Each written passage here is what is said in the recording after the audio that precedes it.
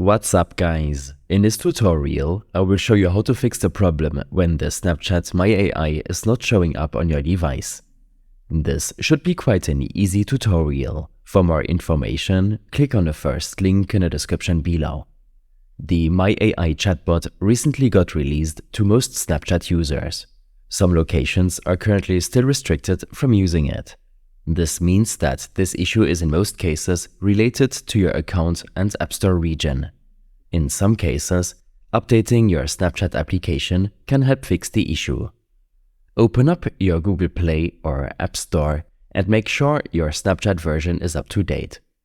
If you feel like your region can affect this problem, then make sure that your VPN is disabled. Alternatively, you can change your country in your Apple ID or Google account settings.